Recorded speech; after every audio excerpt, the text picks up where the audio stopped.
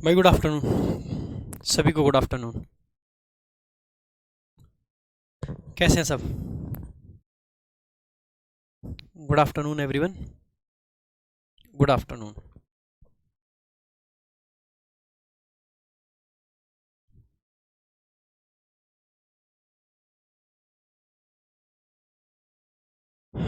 सभी को good afternoon.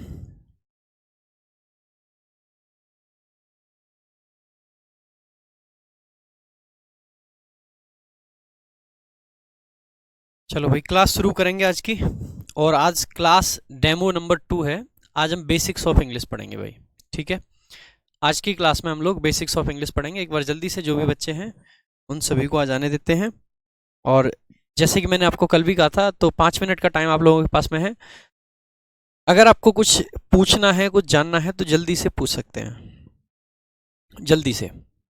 फिर क्लास के बीच में कोई डिस्टरबेंस नहीं चाहिए। कब तक सिलेबस होगा, वोकैब कब होगा, कॉम्प्रिहेंशन कब होगा, किस टॉपिक में कितनी क्लास होंगी, अगला टॉपिक क्या होगा, पिछला टॉपिक क्या होगा, ऐसी कोई डिस्टरबेंस क्लास के बीच में नहीं चलेगी। ठीक है। ऐसी कोई भी डिस्टरबेंस आपकी क्लास के बीच में नहीं चलेगी। सिर्फ और सिर्फ क्लास की स्टार्टिंग में ये सब पूछ सकते हैं आप लोग। भाई सिलेबस की फिर से कुछ बच्चे पूछ रहे हैं, तो फिर से बता देता हूँ भाई। मान के चलिए 6 से 7 महीने आपके सिलेबस में लगेंगे। 6 to 7 months। पहले ही बता रहे हैं, बाद में ये मत कहना कि बताया नहीं था। 6 से 7 महीने लगेंगे। कारण क्या है सर इतना टाइम लगने का इंग्लिश में भी? कारण ये है क्योंकि मैं बहुत अच्छे से हर चीज़ आपको कराऊंगा। ठीक है। जिसमें ग्रामर भी बहुत अच्छे से होगी, आपका कॉम्प्रिहेंशन इतना अच्छे से होगा कि आपने सोचा ही नहीं है। इस तरीके का कॉम्प्रिहेंशन आपने आज तक नहीं सोचा है, उस तरीके का कॉम्प्रिहेंशन आपको कराया जाएगा। सो बहुत अच्छे से कॉम्प्रिहेंशन आपको कराया जाएगा, चिंता बिल्कुल ना करें। ठीक है। ट्यूसडे से आपकी क्लास की टाइमिंग फिक्स हो जाएगी, तो वो भी चिंता ना करें।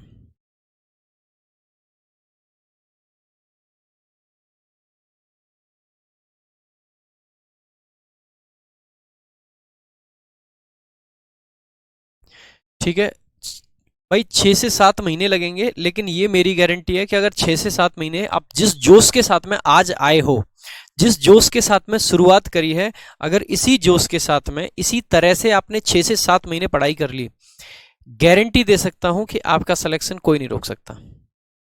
कोई नहीं रोक सकता है। हर चीज पढ़ाई जाएगी, क्लोज टेस्ट, पैसेज, PQRS, पूरी ग्रामर, पूरी वोकैब, हर चीज, root word, phrasal verb, fixed preposition, ऐसा कुछ भी नहीं है जो आपका छुड़वाया जाए। हर एक चीज आपको कंप्लीट तरीके से पढ़ाई जाएगी। ठीक है। मंडे से आपकी क्लासेस शुरू हो जाएंगी कॉम्प्रिहेंशन की भी। ठीक है। मंडे से आपकी कॉम्प्रिहेंशन की क्लासेस शुरू हो जाएंगी। आज ये बेसिक बेसिक बातें कर लेंगे इंग्लिश की क्लास में। इसमें भाई बेसिक्स ऑफ इंग्लिश में बहुत ज़्यादा नहीं पढ़ाया जाएगा, सिर्फ डेमो डेमो बेसिक्स का है। उसके बाद में मंडे से आपका प्रोनाउन का चैप्टर शुरू करेंगे हम। आज जितनी भी बेसिक बातें हमें करनी है, सब्जेक्ट क्या होता है, वर्ब क्या होती है, ऑब्जेक्ट क्या होता है, ये सब कर लेंगे। इसके बाद में, इसके जस्ट बाद में फिर हम सीधे पहुंच जाएंगे प्रोनाउन पे, क्योंकि प्रोनाउन में हमें इससे ज़्यादा ज़रूरत नहीं पड़ेगी। जो जो बेसिक पॉइंट आपका आता जाएगा वो चैप्टर के साथ साथ ही कवर करते रहेंगे। जैसे अगर हमें एडजेक्टिव के बेसिक पढ़ने हैं, तो एडजेक्टिव की जब पहली क्लास होगी तो उसमें एडजेक्टिव के बेसिक पढ़ लेंगे। जब एडवर्ब की क्लास होगी तो उसके बेसिक वहां पढ़ लेंगे। कंजंक्शन की क्लास होगी तो उसके बेसिक वहां पढ़ लेंगे। टेंस की क्लास होगी तो उसके बेसिक वहां पढ़ लेंगे।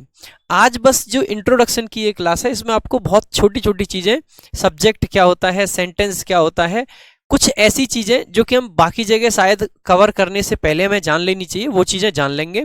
और मंडे से आपका प्रोनाउन का चैप्टर शुरू हो जाएगा। मंडे से आपका प्रॉपर सिलेबस शुरू हो जाएगा, सारा डेमो बंद हो जाएगा। मैं खुद विश्वास नहीं रखता हूँ ज़्यादा डेमो देने में। आपके पास में 2 डेमो हैं, जिन बच्चों ने अब तक बैच अगर ना लिया हो तो वो बच्चे देख सकते हैं। मेरी एक ही गारंटी है, अगर जिन बातों को मैंने बताया है, जो चीज़ें मैंने आपको समझाई हैं, उन चीज़ों में से अगर एक भी चीज़ कम हमने करी, एक सिंगल चीज भी अगर हमने कम करी, तो फिर आप हमसे बात कर लेना, पूरे की पूरी फीस आपकी वापस कर दूंगा। जो चीजें मैंने कही हैं उनसे कम नहीं करेंगे। एक बार फिर से बता देता हूं कि भाई क्या क्या कैसे कैसे कराऊंगा मैं, तो जल्दी से एक बार देखेंगे। देखो भाई, बैच के बारे में बहुत शॉर्ट में बताऊंगा, जिससे कि आप लोग याद रखें कि मैंने क्या क्या बातें बताई हैं, और आप भी ना भूलें और हम भी ना भूलें। देखो, सबसे पहले अगर हम पहला सेक्शन अपना देखें तो वो होता है भाई ग्रामर। आप सभी लोग जानते हैं कि ग्रामर सबसे ज़्यादा इम्पोर्टेंस देते हैं बच्चे। तो ग्रामर की अगर हम बात करेंगे तो भाई ग्रामर को हम किस तरीके से पढ़ेंगे ये जान लीजिए। सबसे पहले भाई हमारी ग्रामर की हुआ करेंगी क्लासेस। क्लास ग्रामर की प्रॉपर कब से शुरू हो जाएंगी? मंडे से। तो सबसे पहले तो हमारी क्लासेस होंगी। उन क्लासेस में हम दो काम किया करेंगे। क्या क्या करेंगे भाई? सबसे पहले किसी भी चीज की थ्योरी पढ़ा करेंगे, और उस थ्योरी पे बेस्ड आपके एग्जाम्पल्स देंगे और क्वेश्चंस भी देंगे। ठीक है, एग्जाम्पल्स एंड क्वेश्चंस वहीं के वहीं जब क्लास चल रही होगी वहीं के वहीं बताते जाएंगे। ठीक है, ये चीज होगी। जैसे ही आपकी क्लास खत्म होती है तो आपको सबसे पहले किसी भी चैप्टर में मिलेंगी टाइप वाइज सीट, यानी कि एक एक सीट अलग अलग टाइप वाइज सीट आपको मिल जाएगी। तो सेकंड आपका जो स्टेप होगा वो ये होगा, ये फर्स्ट स्टेप है क्लास का, ये सेकंड स्टेप होगा आपका। ठीक है, टाइप वाइज सीट मिल जाएंगी भाई आपको। उसके बाद में जो थर्ड स्टेप होगा वो होगा जब चैप्टर आपका खत्म होता है। जब आपका चैप्टर खत्म होगा तो आपकी चलेंगी प्रैक्टिस क्लास। ठीक है, हर चैप्टर में आपकी प्रैक्टिस क्लास की अगर हम बात करते हैं तो प्रैक्टिस क्लास आपको मिलेंगी 2 से 3। ठीक है, 2 to 3 क्लासेस हर चैप्टर के बाद होगी भाई ये। ठीक है, आफ्टर एवरी चैप्टर, हर चैप्टर के बाद। ठीक है, हर चैप्टर के बाद में आपको ये 2 से 3 क्लास देंगे। तीसरा जो स्टेप भाई आपका होगा वो होगा ऑल पीवाईक्यू। ठीक है, आपको ऑल पीवाईक्यू की एक सीट मिलेगी। पीवाईक्यूज का मतलब होता है प्रीवियस ईयर क्वेश्चंस। ठीक है, जो कि मिलेंगे आपको विथ सोल्यूशन, सोल्यूशन के साथ में। और उसमें क्वेश्चंस किस किस प्रकार के होंगे भाई? ठीक है, इस पीवाईक्यू की सीट में या फिर ये टाइप वाइज जो सीट है इसमें आपको एरर डिटेक्शन के क्वेश्चन मिलेंगे, यानी कि स्पॉट द एरर वाले। ठीक है, एरर डिटेक्शन के।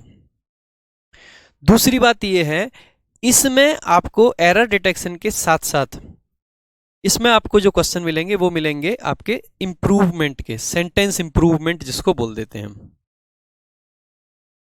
इंप्रूवमेंट। ठीक है, और तीसरा जो टाइप मिलेगा वो मिलेगा फिल इन द ब्लैंक्स वाला। ठीक है, फिल इन द ब्लैंक्स वाला। तो यानी कि तीनों तरीके के क्वेश्चंस आपको मिल जाएंगे।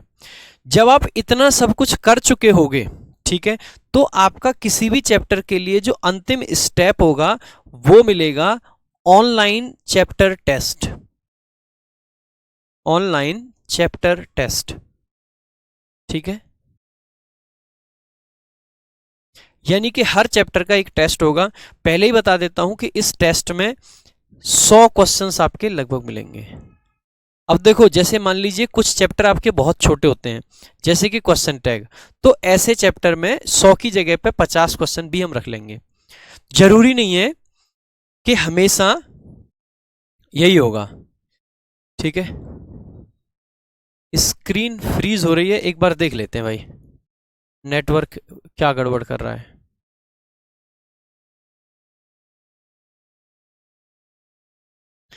ठीक है, वीडियो चल रही है।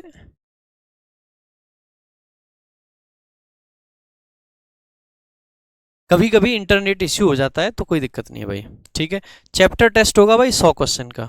ठीक है, उसके बाद में प्रैक्टिस में जो अंतिम स्टेप आपका आता है वो आएगा एक यूनिट टेस्ट हम आपको लेंगे ऑनलाइन, वो भी। ठीक है, ऑनलाइन यूनिट टेस्ट।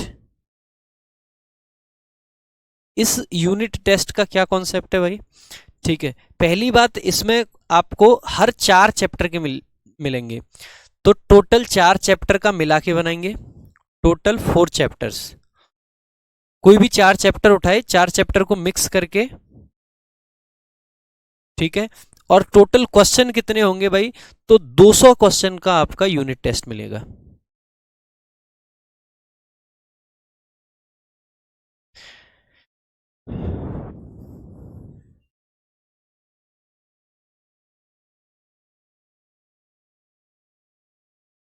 ठीक है, ये सारी चीजें आपको मिलेंगी। साथ ही साथ में मैं आपको ये बता देता हूं कि जितने जैसे जो क्लास नोट्स होते हैं ना भाई, तो वो आपको सारे के सारे मिलेंगे। तो क्लास नोट्स आपको मिलेंगे,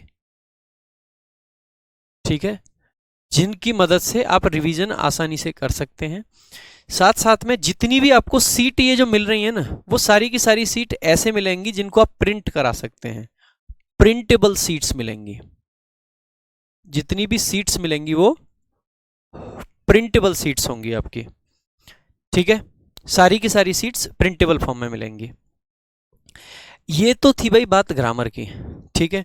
अब बहुत सारे बच्चों को कॉम्प्रीहेंशन में भी डाउट रहता है, तो मैं आपको यहाँ पे कॉम्प्रीहेंशन के बारे में भी बता देता हूँ।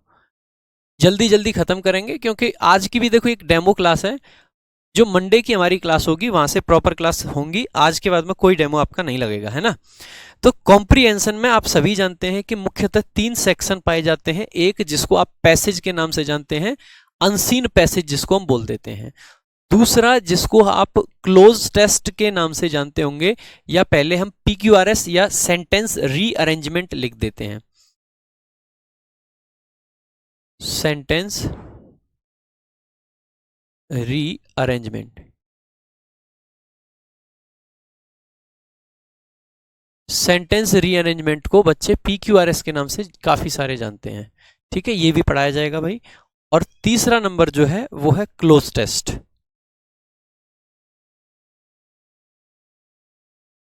क्लोज टेस्ट, ठीक है। ये सारी चीजें आपको पढ़ाई जाएंगी, हर चीज पढ़ाई जाएगी। रोज मैं आंसर नहीं करूंगा कि सर PQRS कब होगा या कौन सी चीज कब होगी, मैं आज ही बता देता हूं। सबसे पहले फर्स्ट चीज जो मैं कराऊंगा वो आपका पैसेज होंगे, और पैसेज की बहुत सारी क्लास चलेंगी, बहुत सारी, हो सकता है 30 क्लास भी हो जाएं। तो घबराने की जरूरत नहीं है, कितनी क्लास क्यों दे रहे हैं, मैं अपनी मर्जी से क्लास दे रहा हूं। इतनी क्लास इसीलिए दे रहा हूं कि पेपर में सबसे ज्यादा वैल्यू इसकी रहेगी। सबसे पहले इसको करेंगे, नंबर 2 पे हम PQRS करेंगे, और नंबर 3 पे हम क्लोज टेस्ट करेंगे भाई, ठीक है। इनका जो लेवल रहेगा, तो लेवल भाई 0 से शुरू करेंगे तीनों ही चीजों को, 0 से और एकदम हीरो लेवल तक हम जाएंगे, 0 टू हीरो लेवल एकदम चलेंगे पूरे के पूरे तीनों ही चीजों का, ठीक है। डेली की डेली आपकी जो क्लास होगी उसमें जब पैसेज हम देंगे तो उसमें से वोकैब भी आपको साथ साथ पढ़ाएंगे, ठीक है, वोकैब की चीजें भी साथ साथ चलेंगी।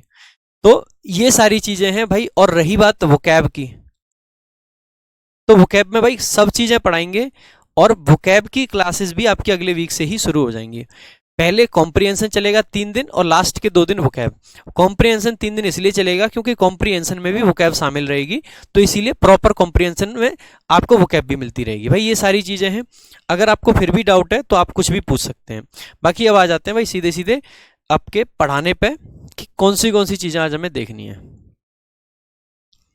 देखो भाई आ जाओ, सबसे पहले बात करेंगे कि सेंटेंस क्या होता है, ठीक है। सेंटेंस क्या होता है भाई, देखो सेंटेंस बनाने के लिए आपको 2 मुख्य चीजें चाहिए होती हैं। एक सब्जेक्ट चाहिए, अगर आपके पास में सब्जेक्ट नहीं है तो आप सेंटेंस नहीं बना पाओगे। एक तो आपको मुख्यतः क्या चाहिए भाई, सब्जेक्ट चाहिए, ठीक है। और दूसरा आप इसको बोल सकते हैं वर्ब चाहिए, या फिर आप इसको थोड़ा सा और स्टैंडर्ड टर्म में जाएं तो आप प्रेडिकेट बोल सकते हैं, ठीक है, प्रेडिकेट चाहिए। तो सब्जेक्ट और प्रेडिकेट ये मिलके बनाते हैं एक सेंटेंस। और सेंटेंस होता क्या है, सेंटेंस को अगर हम हिंदी में जाने तो शब्दों का एक ऐसा सार्थक समूह। बेटा सार्थक का मतलब है कि वो समूह ऐसा हो जिसका कुछ मीनिंग मिले, जिसका खुद का सब्जेक्ट और वर्ब हो, सब्जेक्ट भी हो और वर्ब भी हो और मीनिंग हो। तो सेंटेंस होने के लिए 3 कंडीशन आपकी जरूरी है भाई। पहली बात यह है कि सब्जेक्ट होना चाहिए, ठीक है। दूसरी बात यह है कि भाई वर्ब होनी चाहिए, और तीसरी बात यह है कि उसका अपना एक मीनिंग होना बहुत जरूरी है। अगर मीनिंग नहीं है तो दिक्कत है, ठीक है। तो मीनिंग होना जरूरी है।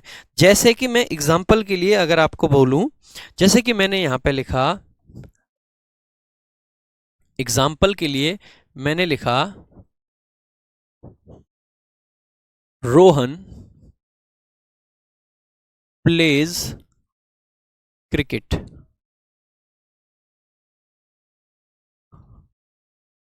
देखो भाई, ये सेंटेंस एकदम सही है। क्यों सही है, इसकी कंडीशन देखना भाई।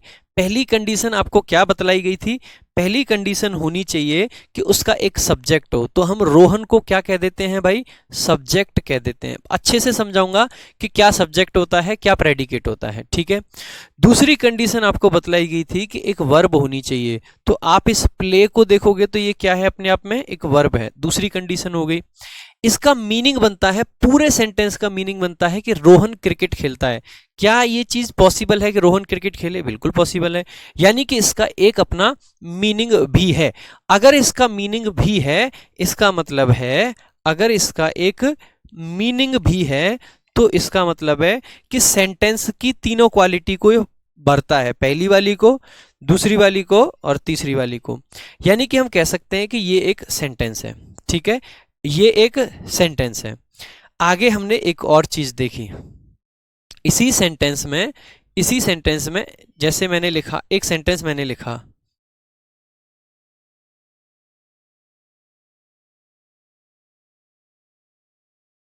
रोहन।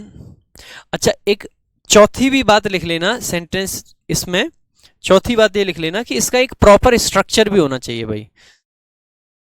चौथा पॉइंट ये लिख लेना इसमें कि एक स्ट्रक्चर भी प्रॉपर होना चाहिए, ठीक है। एक जैसे मैंने लिखा, रोहन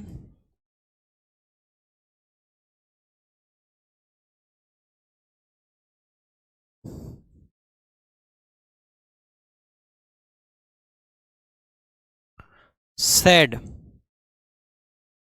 भाई देखो, सैड कोई वर्ब नहीं होती है, सब्जेक्ट है, ठीक है। और आप कहोगे रोहन दुखी है, तो यहां से मीनिंग भी आपको समझ आ जाएगा कि हम ये कहना चाह रहे हैं कि रोहन दुखी है। लेकिन क्योंकि वर्ब नहीं है बेटा, क्योंकि वर्ब गायब है, इसीलिए हम कहेंगे कि ये कभी भी आपका सेंटेंस नहीं हो सकता। एक सेंटेंस जैसे कि ध्यान दीजिएगा, मैंने लिखा क्रिकेट, क्रिकेट प्लेज रोहन। अब आप यहां पे एक चीज पाओगे, देखो भाई, बहुत शानदार ढंग से एक चीज समझ आ जाएगी आपको। ये देखो, क्रिकेट आपका सब्जेक्ट है और प्लेज आपकी वर्ब है और रोहन आपका ऑब्जेक्ट है। आप कहोगे सर सब्जेक्ट भी है वर्ब भी है, लेकिन ये सेंटेंस गलत है बेटा। क्यों गलत है? इस सेंटेंस का मीनिंग बन रहा है कि क्रिकेट रोहन को खेलता है। क्या ये पॉसिबल चीज है? क्या ये सही चीज है? क्या ऐसा पॉसिबल है? क्या ये मीनिंग है? ये मीनिंग ही नहीं है। अब की बार क्योंकि इस वाले सेंटेंस में बाकी सब चीजें तो फुलफिल हो पा रही हैं, लेकिन मीनिंग नहीं बन पा रहा है। क्या ये सही मीनिंग है कि क्रिकेट रोहन को खेलता है? नहीं, इसकी मीनिंग गलत है, इसीलिए ये सेंटेंस गलत है, ठीक है। क्योंकि इसकी मीनिंग गलत है, इसीलिए सेंटेंस गलत है। जस्ट एक मिनट सर, नमस्ते।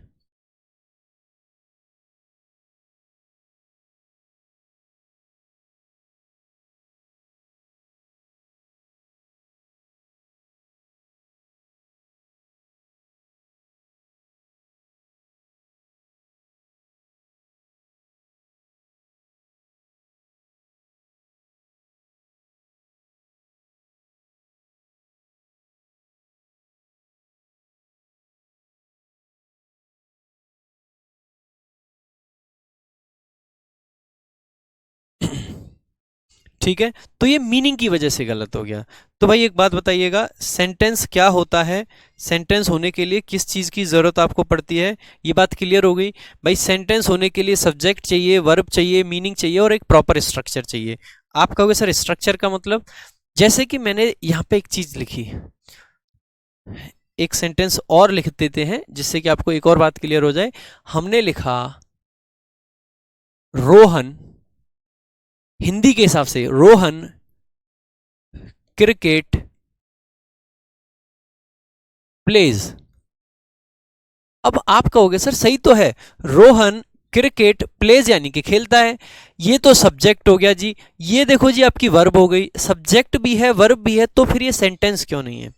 बेटा ये सेंटेंस इसलिए नहीं है कि यहाँ पे सब्जेक्ट भी है, आपको समझ आ गया, आपको वर्ब भी समझ आ गई, वर्ब भी है, और आपको मीनिंग भी समझ आ गई कि इसका मीनिंग है कि रोहन क्रिकेट खेलता है, लेकिन बेटा यहां पर स्ट्रक्चर गलत है। ठीक है, क्या गलत है? स्ट्रक्चर गलत है। स्ट्रक्चर गलत होने की वजह से ये सेंटेंस गलत है। अब आप कहोगे कि सर फिर सही स्ट्रक्चर क्या होता है, ये भी बता दो। पहली क्लास है इसीलिए ये बेसिक बातें हम सब कर रहे हैं। तो देखो सही स्ट्रक्चर जनरली होता है ये, पहले आपका सब्जेक्ट आता है, फिर आपकी वर्ब आती है। ठीक है, पहले सब्जेक्ट आया करता है, फिर आपकी वर्ब आती है, और इस वर्ब के बाद में आपका ऑब्जेक्ट आता है। जैसे कि आपने हिंदी में पढ़ा होगा, कर्ता क्रिया कर्म, ट्रांसलेशन नरम। कर्ता क्रिया कर्म, तो कर्ता भी होना चाहिए, उसके बाद क्रिया होनी चाहिए, यानी कि वर्ब होनी चाहिए। अब आपको एक पॉइंट और जान लेना चाहिए कि इस वर्ब को हम दो भागों में बांट सकते हैं भाई। ठीक है, ये बेसिक बेसिक बातें हैं, इनको आगे और भी डिटेल में देखेंगे। दो भाग वर्ब के कौन से हो सकते हैं? वर्ब को हम कह सकते हैं कि आपके पास में हेल्पिंग वर्ब हो सकती है, और एक आपके पास में मेन वर्ब हो सकती है भाई। हेल्पिंग वर्ब एक ऐसी क्रिया होती है जो कि मदद करने के लिए आती है। जैसे कि आपने मूवीज में देखा होगा, एक मेन एक्टर होता है और उसकी हेल्प करने वाले भी कई सारे एक्टर होते हैं, या एक दो एक्टर होता है। जैसे कि आपने देखा होगा मूवी में आपका मेन एक्टर मान लीजिए शाहिद कपूर है, लेकिन मूवी में तो राजपाल यादव भी काम कर रहा है। तो क्या राजपाल यादव एक्टर नहीं है? एक्टर तो है, लेकिन मेन एक्टर नहीं है। मेन एक्टर शाहिद कपूर है और राजपाल यादव आपका हेल्पिंग एक्टर हो गया। यानी कि वर्ब आप कह सकते हैं कि दो प्रकार की होती हैं, एक हेल्पिंग वर्ब होती हैं और एक मेन वर्ब होती हैं। अब यहां पे एक छोटी सी बात आपको जान लेनी है, ये कि किसी भी सेंटेंस में मेन वर्ब का होना जरूरी है। तो मेन वर्ब हो, ये बात बहुत जरूरी है। बिना मेन वर्ब के आप सेंटेंस नहीं बना सकते। हेल्पिंग वर्ब होगी या नहीं होगी ये जरूरी नहीं है। ठीक है, हेल्पिंग वर्ब हो भी सकती है और नहीं भी हो सकती है, यानी कि हो भी सकती है और नहीं भी। ठीक है, और नहीं भी। तो हेल्पिंग वर्ब का होना मैंडेटरी नहीं होता है, जरूरी नहीं होता है। ठीक है, अब कुछ बच्चे कह रहे हैं सर अगर ऑब्जेक्ट को पहले लगा दें सब्जेक्ट को बाद में, तो बेटा वो सेंटेंस गलत हो जाएंगे। पैसिव वगैरह वो सब हम आगे चल के पढ़ेंगे कि पैसिव वॉइस क्या होता है, उसमें किस तरीके से चीजों को करते हैं, वो सब समझेंगे। अभी हम सिर्फ बेसिक बातें समझ रहे हैं। ये जो बेसिक बातें हैं, हो सकता है कोई आप एडवांस्ड सा पॉइंट ढूंढ के लाओ किसी किताब से और मुझे कहो कि सर आपने तो ये कहा था। बेसिक का मतलब होता है जनरली ये स्ट्रक्चर फॉलो होते हैं। जैसे कोई बच्चा मेरे से आके कह सकता है कि सर मैंने लिखा गो देयर, क्या ये सेंटेंस नहीं है? मैंने कहा बिल्कुल सेंटेंस है। आप कहो कि सर फिर इसका सब्जेक्ट कहां चला गया? बेटा इसका सब्जेक्ट यू है, जो कि अनरिटन है, जो कि लिखा नहीं जाता है। तो आप कहोगे सर फिर सब्जेक्ट तो है नहीं, फिर तो सेंटेंस गलत होना चाहिए। ये बेटा आगे की बातें हैं कि कब बिना सब्जेक्ट के भी सेंटेंस बना सकते हैं। पहले आपको ये तो पता हो कि सेंटेंस बनाने के लिए सब्जेक्ट की जरूरत होती है। पहले ये तो पता हो कि सेंटेंस बनाने के लिए सब्जेक्ट की जरूरत होती है, तभी तो हम ये कह पाएंगे कि देखो कब कब बिना सब्जेक्ट के बना सकते हैं। सबसे पहले ये तो नहीं बताएंगे कि भाई देखो बिना सब्जेक्ट के सेंटेंस आ गया, नहीं ना। तो इसीलिए ये बातें हम तब करेंगे जब हम आगे की चीजें पढ़ेंगे। अभी हम सिर्फ और सिर्फ बेसिक्स देख रहे हैं, तो ये बेसिक में ये सब चीजें नहीं आएंगी। ठीक है, अब कुछ बच्चे कह रहे हैं कि क्या सर कभी ऐसा हो सकता है कि सेंटेंस में मेन वर्ब ना हो? बेटा ऐसा हो ही नहीं सकता है। अभी आपसे एक बात बताई कि सेंटेंस में वर्ब का होना जरूरी है, सेंटेंस में वर्ब का होना जरूरी है। और अगर सेंटेंस में देखो एक ही शब्द है वर्ब के अंदर, तो वही अपने आप में मेन वर्ब है। अगर सेंटेंस में एक से ज्यादा शब्द है वर्ब के अंदर, तो एक शब्द मेन वर्ब है, बाकी सब हेल्पिंग वर्ब है। ठीक है बेटा, ये साफ साफ तो लिखा है इसमें, और ऐसी कौन सी चीज है जो साफ नहीं लिखी? मेरे को लगता है ठीक ठाक विजिबल है। अंकित कुमार, क्या सही में हैंडराइटिंग ज्यादा खराब लिख रखा है मैंने? ऐसा तो नहीं है यार, इतना तो विजिबल है। डॉक्टर जैसी हैंडराइटिंग नहीं है, ठीक है थोड़ी उतनी अच्छी हैंडराइटिंग नहीं है, लेकिन इतनी खराब भी नहीं है। अब तो काफी इंप्रूव हो चुकी, साफ दिख ही रहा होगा इतना तो। बताना भाई एक बार सारे बच्चे कि क्या सही में हैंडराइटिंग बहुत ज्यादा खराब लिख रखी है मैंने? आ जाओ भाई। ये प्रेडिकेट क्या होता है बेटा? देखो प्रेडिकेट सिंपल सी बात ये है, सब्जेक्ट के बाद में आप जो भी लिख दो वो सब कुछ अपने आप में प्रेडिकेट है। सब्जेक्ट के बाद में सेंटेंस में जो भी सब चीजें लिखी गई हैं वो प्रेडिकेट होती हैं। ठीक है बेटा, नहीं ये भी सेंटेंस नहीं है अभिषेक कुमार।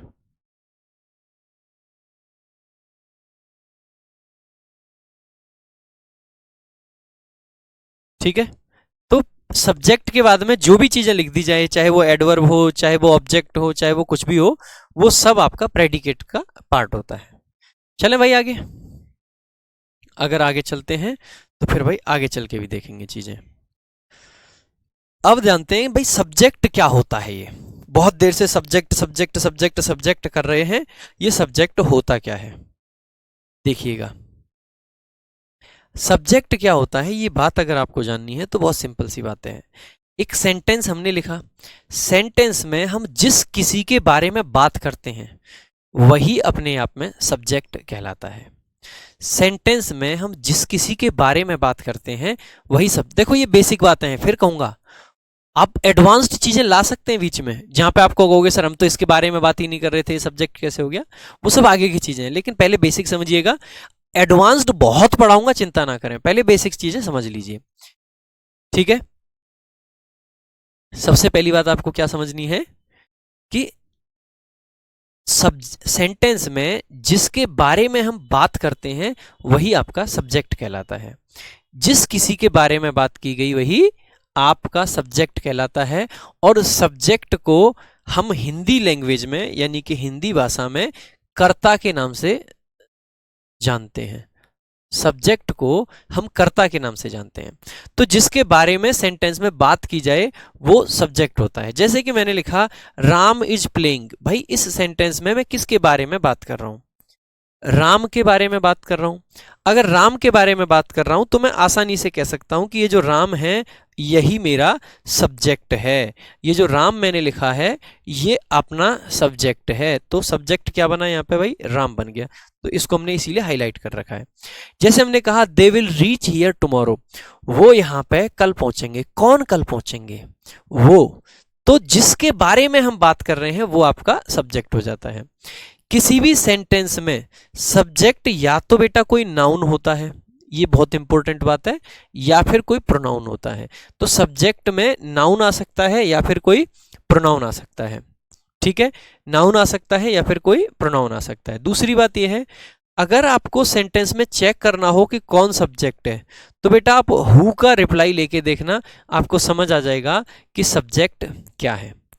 हु का जो उत्तर आता है वही आपका सब्जेक्ट होता है। हु का जो आंसर होता है वही आपका सब्जेक्ट होता है। तो हु का उत्तर जो आएगा वो क्या होगा, अपने आप में सब्जेक्ट का काम करेगा भाई, सब्जेक्ट का काम करेगा। ठीक है बेटा, 145 में से 145 नहीं, 135 में से 135 आ सकते हैं, क्योंकि 145 का तो पेपर ही नहीं है।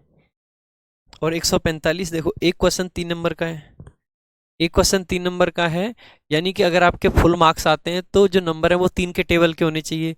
145 तो 3 के टेबल का ही नहीं है। 3 का डिविजिबिलिटी रूल याद है ना, कि जो डिजिट्स का सम है वो भी 3 के टेबल का हो। अब आप जोड़ोगे 5 और 5 10, 10 तो 3 के टेबल का होता ही नहीं है। तो 145 नंबर का पेपर नहीं होता है, पेपर में 45 क्वेश्चन आते हैं, जो कि हर क्वेश्चन 3 नंबर का होता है, और 45 गुणा 3 135 होते हैं। ठीक है, अगला देखो भाई, ये तो हो गया सब्जेक्ट क्या होता है। और एक आपने अभी वर्ड सुना प्रेडिकेट, बेटा कि ये प्रेडिकेट क्या होता है। देखो प्रेडिकेट बहुत सिंपल सी बात है, हम सब्जेक्ट के बारे में जो भी बात करते हैं वही प्रेडिकेट है। मैंने लिखा,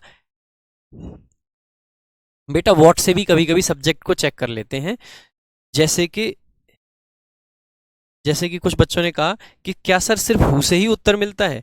बेटा कभी कभी व्हाट से भी पॉसिबल होता है, लेकिन व्हाट ज्यादातर है आपका जब लगाते हैं जब हम थिंग्स की बात करते हैं। ठीक है, थिंग्स की बात करें तो व्हाट आ जाता है, और हु आता है जब हम पीपल की बात करते हैं, यानी कि लोगों की बात करते हैं। ठीक है, इंसानों की बात। अरे यार क्या लिख दिया।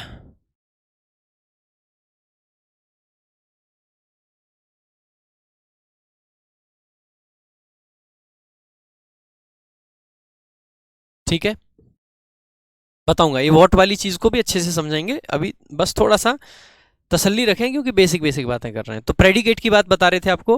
बेटा प्रेडिकेट क्या होता है? सब्जेक्ट के बारे में जो भी बात करते हैं वो प्रेडिकेट होता है। जैसे कि मैंने कहा Ram is an honest person. बेटा किसके बारे में बात करी जा रही है? किसके बारे में बात की जा रही है? राम के बारे में बात की जा रही है। तो राम आपका सेंटेंस का सब्जेक्ट हो गया, यानी कि कर्ता हो गया।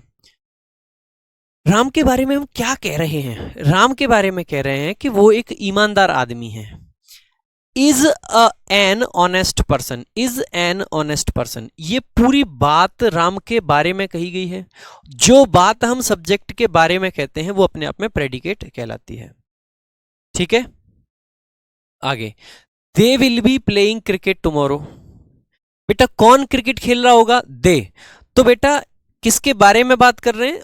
दे के बारे में बात कर रहे हैं, तो ये सब्जेक्ट हो गया। और दे के बारे में हमने क्या बात आपको बताई? दे के बारे में क्या बात हमने की? दे के बारे में हमने कहा कि वो लोग क्रिकेट खेल रहे होंगे। तो ये पूरी बात will be playing cricket tomorrow, कल क्रिकेट खेल रहे होंगे, ये किसी के बारे में कुछ बात कही गई है। अगर किसी के बारे में कुछ बात कही गई है तो यही होता है प्रेडिकेट। बहुत सिंपल सी बात समझनी है और कुछ नहीं।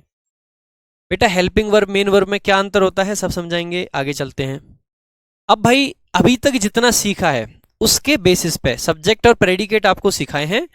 ये 5 सेंटेंस आपके सामने हैं, इनमें आपको सब्जेक्ट और प्रेडिकेट पहचानने हैं। जल्दी से पहचानेंगे भाई, जल्दी से। एक बार सारे बच्चे आइडेंटिफाई करो कौन सा सब्जेक्ट है, कौन सा प्रेडिकेट।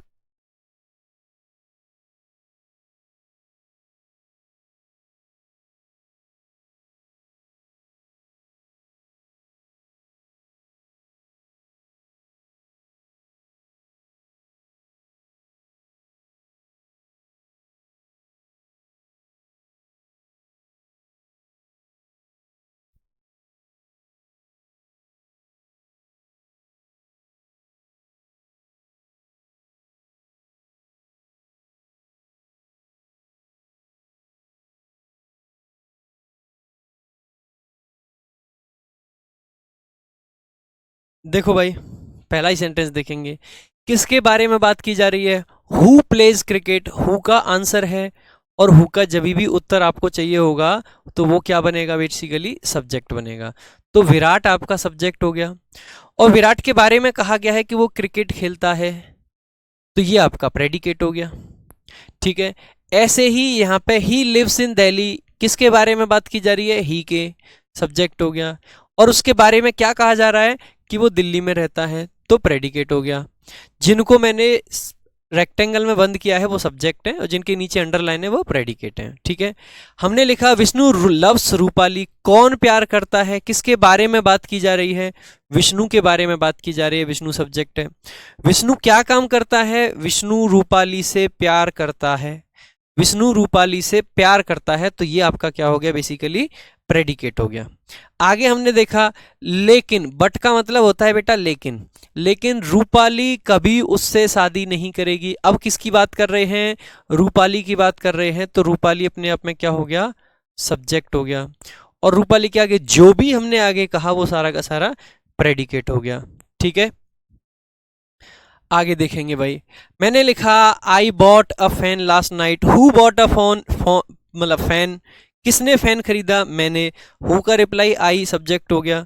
और सब्जेक्ट के बाद का जितना भी हिस्सा बचा वो सारा का सारा प्रेडिकेट हो गया। आगे हमने देखा she got a gift from her brother. किसको गिफ्ट मिला? Who got a gift, who का आंसर सी, ये हो गया सब्जेक्ट, और बाकी का सारा पार्ट हो गया आपका प्रेडिकेट। ऐसे ही हमने लिखा हीरा इज डूइंग हिज वर्क। इसको इज की जगह पे हिज कर लेना भाई। हीरा इज डूइंग हिज वर्क, तो हीरा आपका सब्जेक्ट हो गया। किसके बारे में बात करी जा रही है? हीरा के। हीरा के बारे में क्या कहा जा रहा है? हिज डूइंग हिज वर्क, ये आपका सब्जेक्ट हो गया, मतलब प्रेडिकेट हो गया। ठीक है, तो आप ये सारी चीजें आसानी से निकाल सकते हैं। देखो भाई आगे चलेंगे। अब देखो अभी आगे भी पढ़ाऊंगा, लेकिन मैं आपको बता रहा हूँ जो मैं आपसे कह रहा था ना कि टाइप वाइज आपको एक्सरसाइज दी जाएंगी। तो देखो सीट्स कैसे दी जाएंगी दिखा देता हूँ मैं आपको एक बार। जैसे अभी हमने आपको एक चीज पढ़ाई कि भाई सब्जेक्ट और प्रेडिकेट कैसे पहचानते हैं, या सब्जेक्ट और ऑब्जेक्ट कैसे पहचानते हैं। ठीक है, तो जैसे अभी हम ऑब्जेक्ट पहचानना भी आपको सिखाएंगे। तो ये सीट 1 है आपकी, है ना। इस सीट को जब आप देखोगे तो ऐसे करके आपको सीट मिल जाएगी कि भाई ये सीट है, सब्जेक्ट और ऑब्जेक्ट इसमें पहचानना है। तो आप इसमें क्या करना है, सब्जेक्ट कौन सा है, वर्ब कौन सी है और ऑब्जेक्ट कौन सा है। ये आपके सामने ऐसे सेंटेंसेस होंगे, है ना। देखो ये सेंटेंसेस हैं आपके सामने, इन सेंटेंसेस को देखो और इनमें से आपको सब्जेक्ट कौन सा है, ऑब्जेक्ट कौन सा है और वर्ब कौन सी है ये पहचानना है। ठीक है, ये टोटल आपके कितने सेंटेंस है, 25। ठीक है, इसके बाद में एक एक्सरसाइज आपको और मिलेगी। इसमें इसमें आपको क्या पहचानना है, सब्जेक्ट पहचान लो, ऑब्जेक्ट पहचानो, मेन वर्ब पहचानो और हेल्पिंग वर्ब पहचानो। तो इसमें हेल्पिंग वर्ब और मेन वर्ब को अलग अलग पहचानना है। तो ये आपकी एक्सरसाइज नंबर 2 हो गई। एक्सरसाइज 2 में आपके कितने क्वेश्चन हैं टोटल, इसमें भी आपके 25 क्वेश्चन है। नीचे अब आपको एक्सरसाइज के सोल्यूशन मिल जाएंगे। जैसे इसमें ये सब्जेक्ट है, ठीक है, ऑब्जेक्ट है ही नहीं इसमें क्योंकि ट्रांजिटिव वर्ब नहीं थी। इसमें देखो ऑब्जेक्ट भी है, सब्जेक्ट भी है, इसमें सब्जेक्ट है और ये ऑब्जेक्ट है, ये सब्जेक्ट है, ये ऑब्जेक्ट है। तो इस तरीके से इस सीट के आपको आंसर भी मिल जाएंगे। जैसे ये क्लास खत्म होगी आपको तुरंत ये सीट मिल जाएगी। ऐसे ही एक्सरसाइज नंबर 2 जो है इसमें आप देखोगे ये हेल्पिंग वर्ब है, ये मेन वर्ब है। देखो जूम करके दिखा देता हूं, आंसर दे रखे हैं हमने इसमें सीट में, है ना।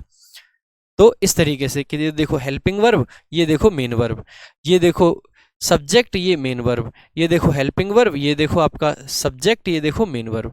तो बहुत सारी चीजें इस तरीके से आपको इसमें सीट में मिल जाएंगी। इस सीट से जब आप प्रैक्टिस कर लोगे तो जो आप क्लास में पढ़ के जाओगे वो सारा का सारा आपका कंठस्थ हो जाएगा एकदम। ठीक है, अब बच्चे कह रहे हैं कि सर इसको एग्जाम में कैसे पूछेगा। बेटा एग्जाम में इतने बेसिक क्वेश्चन पूछेगा क्या? अबे घनचक्कर बेसिक्स ऑफ इंग्लिश पढ़ा रहे हैं, बेसिक नहीं आएगा एग्जाम में। एग्जाम ये तो इसलिए आपको पढ़ाया जा रहा है कि जिससे आप सीख जाओ कम से कम पढ़ना। जब आप पढ़ना सीख जाओगे उसके बाद में चीजें आपको बताएंगे कि अब आप इन चीजों को कहां कहां अप्लाई कर सकते हो। ठीक है, तो बाद में बताएंगे वो चीजें, अभी तो सिर्फ आपको सिर्फ सिखाया जा रहा है। आगे आ जाओ भाई, ऑब्जेक्ट कैसे पहचानते हैं। ऑब्जेक्ट वो शब्द होता है जो किसी वर्ब के एक्शन से प्रभावित होता है, यानी कि जब वर्ब के बाद में जो शब्द आता है उसको हम ऑब्जेक्ट कह देते हैं। जो शब्द वर्ब के बाद में आता है उसी को हम ऑब्जेक्ट कह देते हैं। जैसे देखो भाई, राम, हु हिट, किसने मारा। हु हिट, हिट का मतलब होता है मारना, हु का रिप्लाई है राम, तो राम हो गया सब्जेक्ट। राम ने क्या किया, जो काम किया जाता है उसको हम कहते हैं एक्शन यानी कि वर्ब।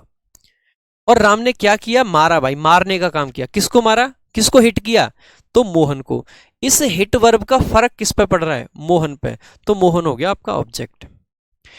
किसी भी सेंटेंस में ऑब्जेक्ट पहचानने के लिए आप व्हाट का या फिर हुम का आंसर मांग के देखना। व्हाट का या फिर हुम का आंसर मांग के देखोगे तो आपको ऑब्जेक्ट नजर आएगा। व्हाट का या फिर हुम का आंसर मांग के देखेगा तो ऑब्जेक्ट नजर आएगा। व्हाट का जो आंसर होता है वो जनरली थिंग्स होती हैं। व्हाट का जो उत्तर होता है वो थिंग्स होता है, और हुम का आंसर जो होता है वो पीपल होता है, यानी कि लोग होता है। ठीक है, ये वाला जो ऑब्जेक्ट होता है ना बेटा, व्हाट का रिप्लाई, इसको हम कई बार डायरेक्ट ऑब्जेक्ट के नाम से जानते हैं। घबराना मत नाम जान के, सिर्फ नाम है डायरेक्ट ऑब्जेक्ट। ठीक है, और ये जो पीपल होते हैं इनको हम इनडायरेक्ट ऑब्जेक्ट बोल देते हैं।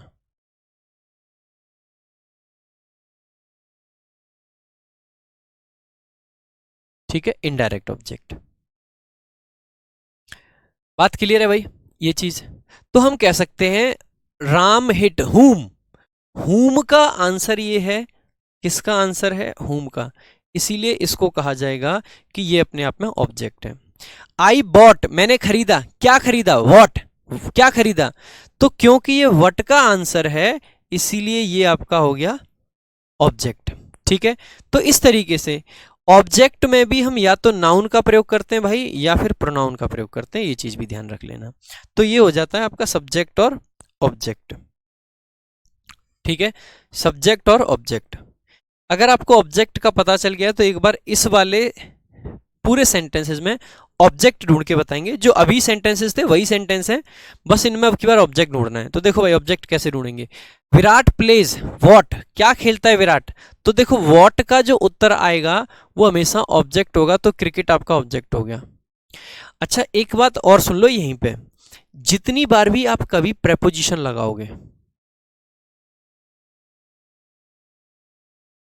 जितनी बार भी कभी आप प्रेपोजिशन लगाओगे तो प्रेपोजिशन का जो उत्तर आएगा वो हमेशा प्रेपोजिशन के बाद में आपको क्या यूज करना है, उत्तर उत्तर छोड़ो, प्रेपोजिशन के बाद में आपको हमेशा और हमेशा ऑब्जेक्ट का प्रयोग करना होता है। तो ऑब्जेक्ट या तो बेटा वर्ब के बाद आता है या फिर ऑब्जेक्ट आपका प्रेपोजिशन के बाद आता है। ठीक है, देखेंगे एक बार यहाँ पे अलग से एक स्लाइड ऐड करके इस बात को समझा देते हैं। ठीक है, देखिएगा। तो ऑब्जेक्ट की जो कहानी है वो बहुत पुरानी है। ठीक है, ऑब्जेक्ट भाई इंग्लिश में दो चीजें ऑब्जेक्ट ले सकती हैं, या तो एक वर्ब ऑब्जेक्ट ले सकती है या फिर प्रेपोजिशंस आपकी ऑब्जेक्ट लेती हैं।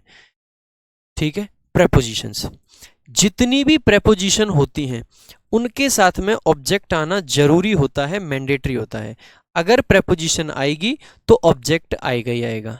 लेकिन जितनी वर्ब बेटा होती हैं इनके साथ में ऑब्जेक्ट आ भी सकता है, यानी कि आ सकता है और नहीं भी आ सकता। दोनों काम हो सकते हैं, नहीं भी आ सकता, दोनों काम।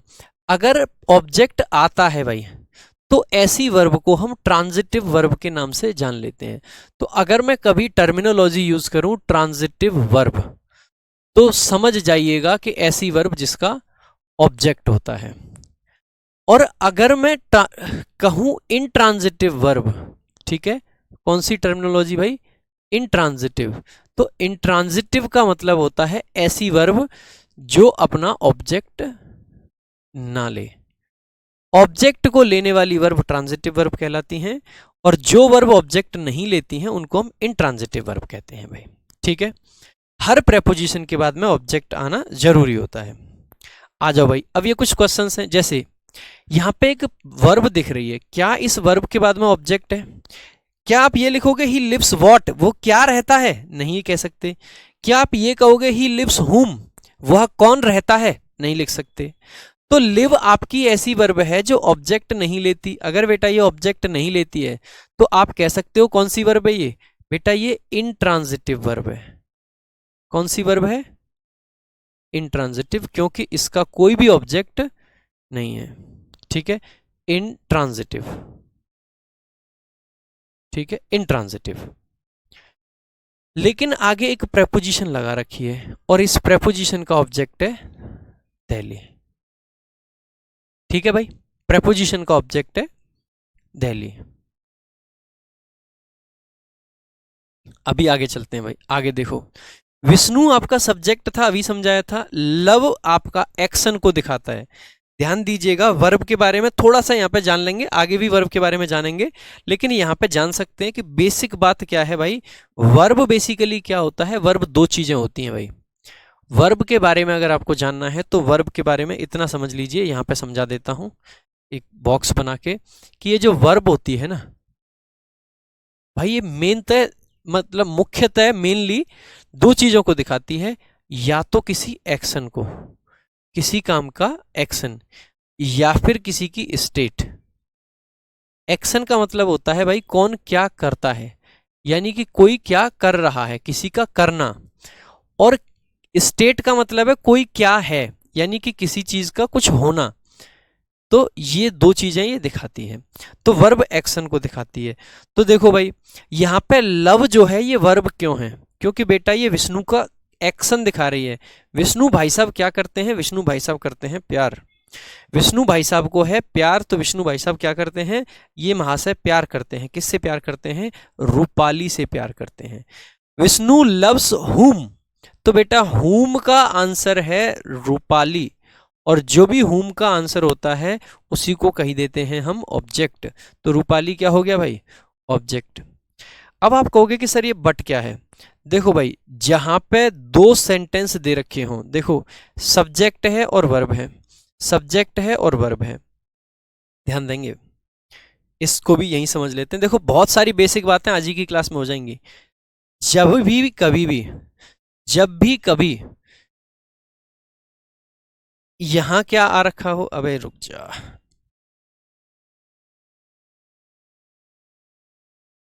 जब भी कहीं आपको दिखे कि एक सब्जेक्ट है और उसके बाद में एक वर्ब है और फिर एक वर्ड है, कोई शब्द, और उसके आगे फिर से सब्जेक्ट है प्लस में वर्ब है।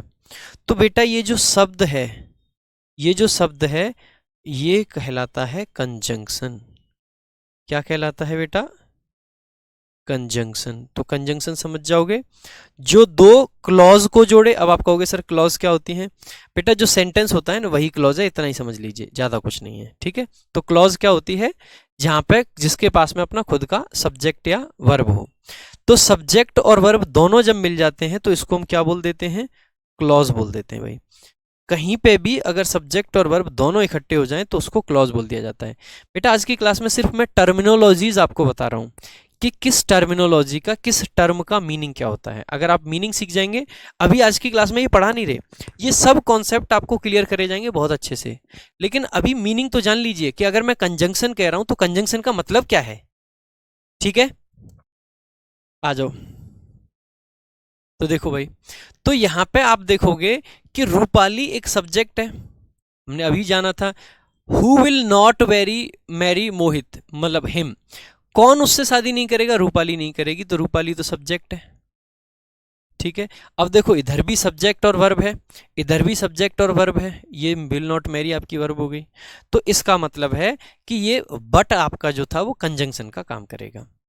अब ये हिम क्या है बेटा? मैरी वर्ब थी, एक्शन क्या करना है, क्या काम करना है? मैरी यानी शादी करने का, और किससे शादी? हिम से। तो हम कह सकते हैं कि ये हिम जो कि हुम का आंसर बन रहा है, किस से? विल नॉट मैरी हुम, और हुम का उत्तर आपका ऑब्जेक्ट कहलाता है, इसीलिए हम कहेंगे कि ये आपका ऑब्जेक्ट है, ठीक है बेटा। ट्रांजिटिव और इंट्रांजिटिव बहुत सिंपल सी बात है। देखो प्ले वर्ब के बाद में उसका ऑब्जेक्ट है तो प्ले ट्रांजिटिव वर्ब है। लिव वर्ब के बाद में ऑब्जेक्ट नहीं है, प्रेपोजिशन है, तो लिव इंट्रांजिटिव है, बहुत सिंपल सी बात। लव वर्ब के बाद में रूपाली उसका ऑब्जेक्ट है तो लव ट्रांजिटिव है। मैरी वर्ब के बाद में हिम ऑब्जेक्ट है तो मैरी भी ट्रांजिटिव है।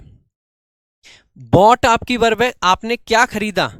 क्या खरीदा? तो आपने पंखा खरीदा, तो अ फैन आपका ऑब्जेक्ट है।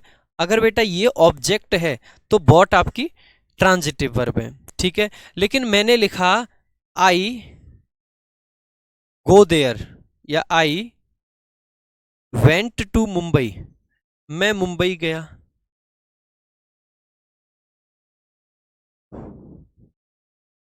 आई वेंट टू मुंबई।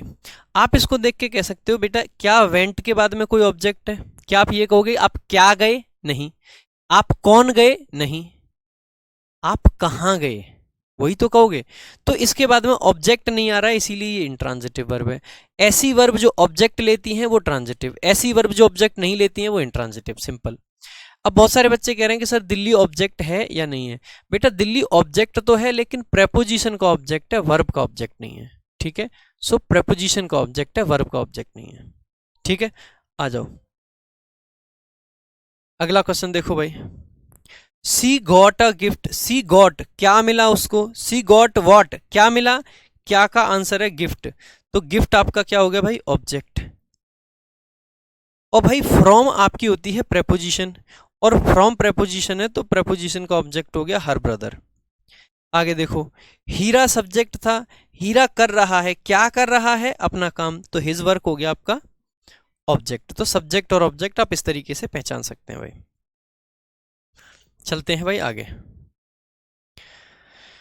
अभी हमने आपको वर्ब के बारे में नहीं बताया है, तो वर्ब के बारे में जान लेंगे। अभी वर्ब की तीन बातें बताई थी कि वर्ब के तीन मुख्य काम होते हैं। पहला मुख्य काम वर्ब का क्या है भाई? किसी भी चीज के एक्शन की जब हम बात करते हैं, जब हम एक्शन बताते हैं तो वो वर्ब से बताते हैं। दूसरा, तीन ना रख के दो ही याद रखो, स्टेट, हैपनिंग को बाद में हम पढ़ेंगे कभी, ठीक है। स्टेट तो एक्शन हो और स्टेट हो, हैपनिंग वगैरह जब पढ़ेंगे, जब वर्ब पढ़ेंगे, है ना। तो ये दो काम आपका मुख्यतः वर्ब करती है। वर्ब में एक चीज तो आपको ये याद रखनी है।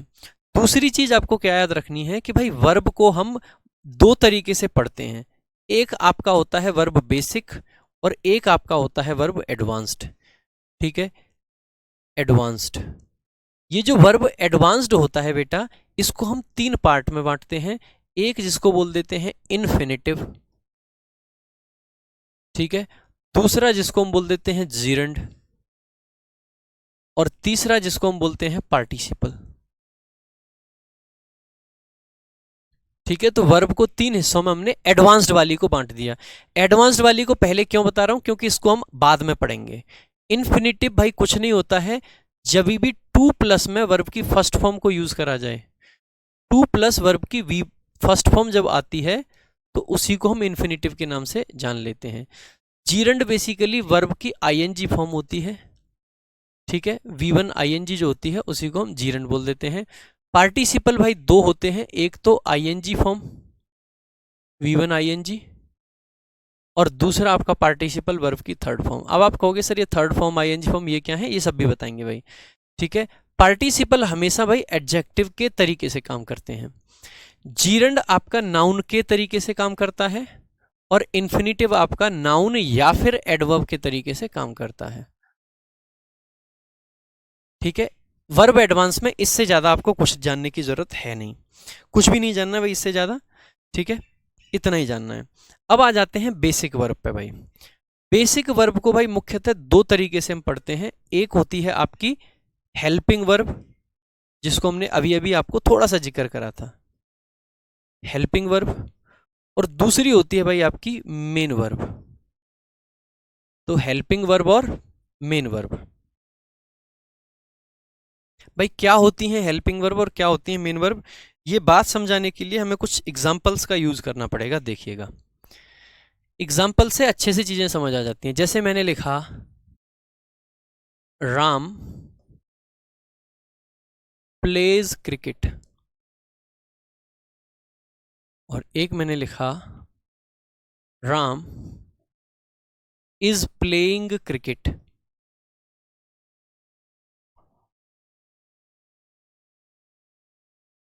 राम प्लेज क्रिकेट और राम इज प्लेइंग क्रिकेट।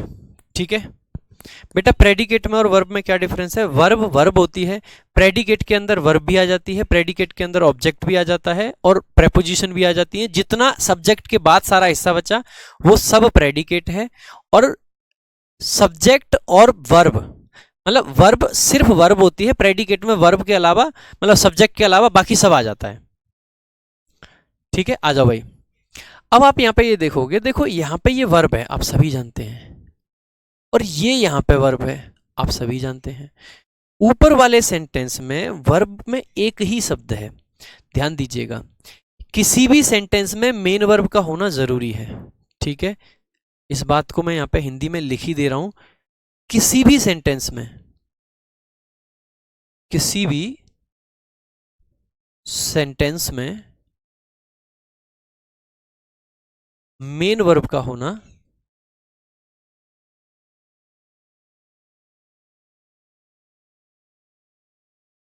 जरूरी है।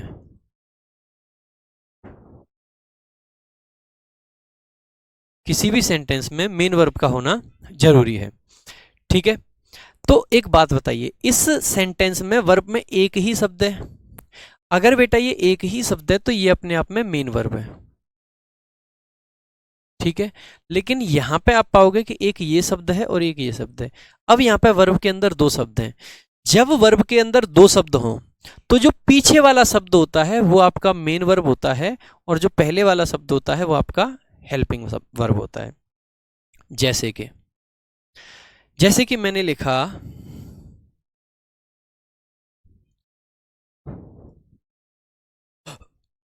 They have done their work, वह अपना काम कर चुके हैं। दूसरा सेंटेंस मैंने लिखा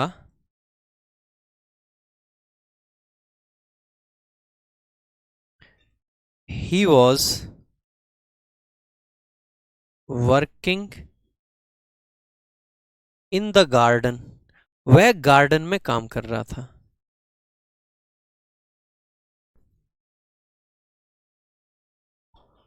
he was working in the garden. अब आप देखोगे भाई, इन सेंटेंसेस को फिर से समझने की कोशिश करेंगे। देखो, दे सब्जेक्ट है, हैव आपकी वर्ब है, डन भी आपकी वर्ब है। क्या कर चुके हैं, अपना काम कर चुके हैं, तो देयर वर्क आपका क्या हो गया, ऑब्जेक्ट हो गया।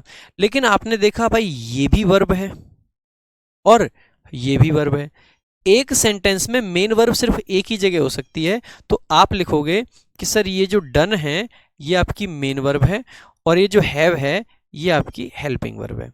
तो हेल्पिंग वर्ब हो गई हैव और डन हो गई मेन वर्ब। ऐसे ही यहां देखोगे ये भी वर्ब थी और ये भी वर्ब थी, तो ये आपकी हो जाती है मेन वर्ब, पीछे वाला शब्द मेन वर्ब और जो पहले आया था वो आपका हेल्पिंग वर्ब के तरीके से काम करेगा। ठीक है, हेल्पिंग वर्ब के तरीके से काम करेगा। अब बहुत सारे बच्चे कह रहे हैं क्या सर हेल्पिंग वर्ब और मेन वर्ब एक साथ आ सकती हैं? अब एक घनचक्कर, हेल्पिंग वर्ब और मेन वर्ब हमेशा एक साथ ही आएंगी, क्योंकि अगर एक शब्द है तो वो मेन वर्ब बन गया, लेकिन शब्द दो हो गए तो एक मेन वर्ब बन जाएगा, दूसरा हेल्पिंग वर्ब बन जाएगा। जैसे कि हमने यहाँ लिखा, जैसे कि एक सेंटेंस और हमने लिखा, आपको समझाने के लिए और सेंटेंस लिख देते हैं। ठीक है, हमने एक शब्द और क्या लिखा, एक सेंटेंस, एक सेकेंड रुकेंगे।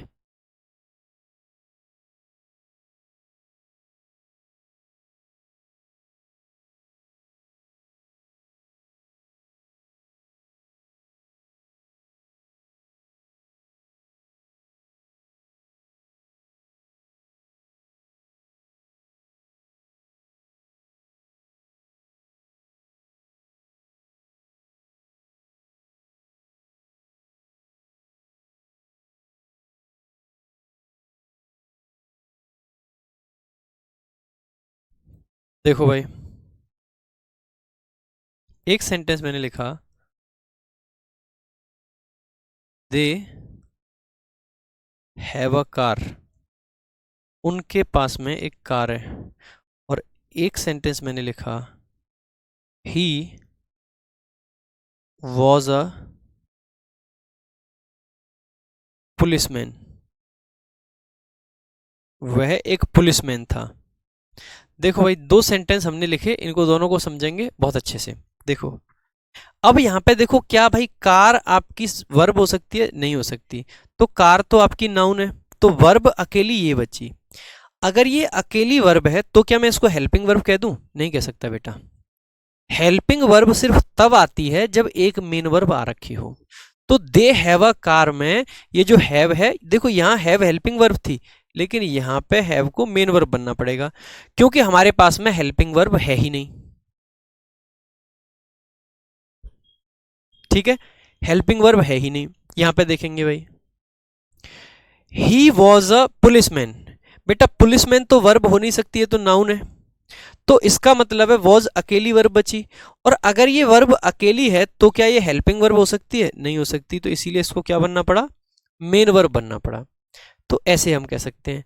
अब एक लास्ट चीज आपके दिमाग में जो और आ सकती है वो ये है कि सर क्या एक जगह पे एक से ज्यादा हेल्पिंग वर्ब आ सकती हैं?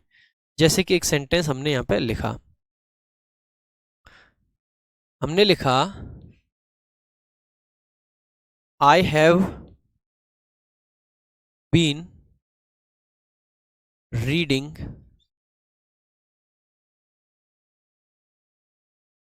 द न्यूज़पेपर या the book, I have been reading the book. अब देखो आप यहां पे कहोगे कि सर ये हैव भी वर्ब का पार्ट है, ये बीन भी वर्ब का पार्ट है और रीडिंग भी, क्योंकि ऑब्जेक्ट तो यहां से आया है, तो ये सब तो आपका वर्ब बना। अगर ये आपका सब कुछ वर्ब है तो इसका मतलब ये है, इसका मतलब ये है, अगर ये सब कुछ आपका वर्ब है तो इसका मतलब यहां से हम कैसे पहचाने कि कौन हेल्पिंग वर्ब है और कौन मेन वर्ब। अभी आपको क्या समझाया था, लास्ट का एक शब्द आप मेन वर्ब मान लीजिए। अब यहां पे दो शब्द एक्स्ट्रा हैं, तो बेटा ये भी हेल्पिंग वर्ब है और ये भी हेल्पिंग वर्ब है। बेसिक बात ये है कि मेन वर्ब, बेसिक बात ये है कि मेन वर्ब एक होगा, बाकी का जो भी हिस्सा बचेगा वो सारा का सारा आपका हेल्पिंग वर्ब कहलाएगा।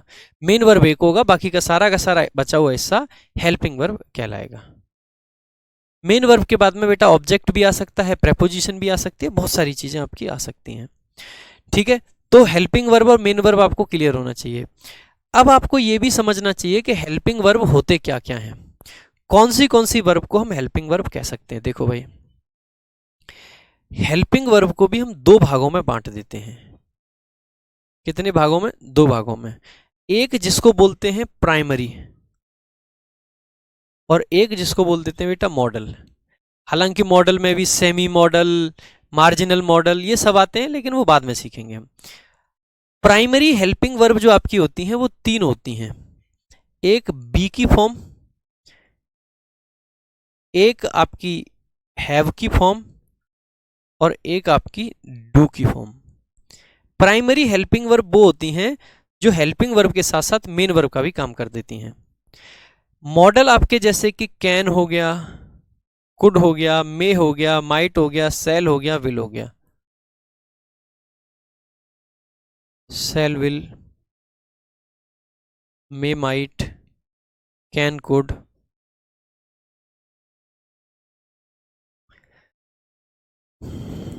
ईटीसी। ठीक है, ये सब आपके मॉडल हो गए बेटा। ठीक है, तो ये सब मॉडल वर्ब आ जाती हैं। ठीक है, ये सब मॉडल वर्ब हो गई।